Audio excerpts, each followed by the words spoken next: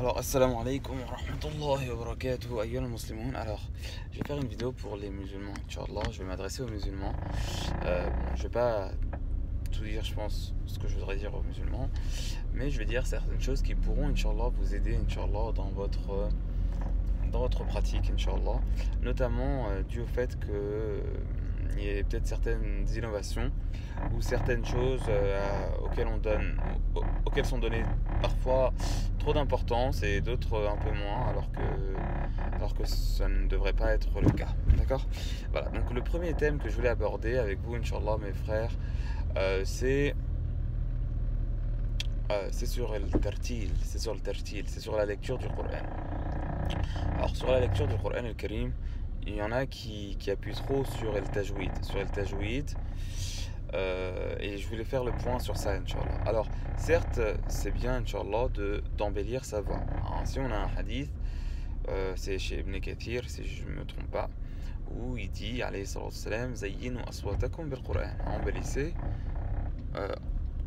enjolivez ou embellissez vos voix dans la lecture du Coran. Subhanallah, on a aussi par exemple, laysa minna man la yataghanna bil Qur'an, ou encore, même si celui-là, Allah alam, mais yataghanna, ça peut être par exemple alaqatun bil ghina, walakin Allah alam, où on a sur Abu Musa al-Ash'ari radiyallahu anhu, laqad utiya mizmar min mazamir ali Daoud. Ainsi, embellissez vos voix. Et on a aussi dans la Aya al-Karima, warattil al-Qur'an al-tartila. Ça, certes, c'est dans la prière de la nuit, mais aussi ailleurs, subhanallah. On a ainsi des mufassiroun ou des gens qui disent des commentateurs qui disent qu'il s'agit de bien réciter le Qur'an, par exemple, de bien réciter al-Qur'an al-Karim. Mais ça ne s'arrête pas là. Ainsi, par exemple, il a été rapporté du prophète alayhi salatu wassalam qu'il a vu quand il était accident signalé sur votre trajet. Il était en compagnie de ses compagnons, alayhi salatu wassalam, il a vu un homme qui restait une aya et qui pleurait. Et il leur a dit dans le sens, alayhi salatu wassalam, ou proche de ce sens-là, n'avez-vous pas entendu la aya warattil al-Qur'an al-tartila? Et ben c'est cela, dans le sens, c'est cela. Wallahu a'lam, ça se trouve chez un des mufassirin classiques, Tabari, Al-Qurtubi, Ibn Kathir, Sa'di ou Al-Baghawi. Mais je pense plus vers Al-Qurtubi, Wallahu a'lam. D'accord? Donc ça, c'était ce que je voulais mettre en avant. C'est que At-Tartil, c'est que ce que je veux mettre en avant, c'est que subhanallah, déjà, il y en a qui disent que el tajwid, ce n'est pas obligatoire. C'est par exemple le dire de Ibn Uthaymin, rahimahullah, même si je connais pas beaucoup ce cheikh-là, rahimahullah, mais c'est ce qu'il disait dans une fatwa, que ce n'est pas obligatoire.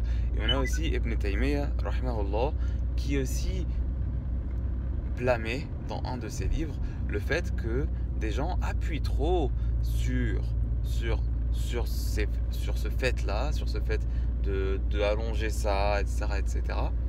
Alors que et en fait ils deviennent voilés de haqiqat al-Qur'an. Subhanallah azim, subhanallah bihamdi. Je peux vous donner toutes les références, Inch'Allah.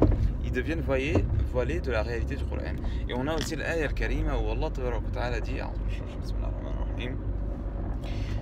il dit Kitabun anzalnahu ilayka mubarakun liyadabbaru ayatihi wa liyatadhakkar ulul albab. C'est un livre béni que nous avons descendu sur toi afin qu'ils en méditent l'essence. Yatadabbaruna ayatihi wa yatadhakkar ulul albab, et que s'en rappellent ceux qui ont de l'intelligence ou du cœur. D'accord? Subhanallah. Vous quittez une zone de contrôle.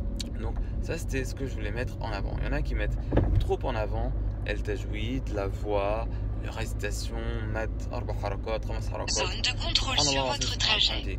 La base, vraiment, ce qu'il faut faire, c'est méditer les versets, pratiquer, essayer de prendre raison et d'avancer, Inch'Allah, et de vivre avec le Coran. Voilà. Wassalamu ala man ittaba al-huda wa rahmatullahi wa barakatuh. Wassalamu alaikum wa rahmatullahi wa barakatuh.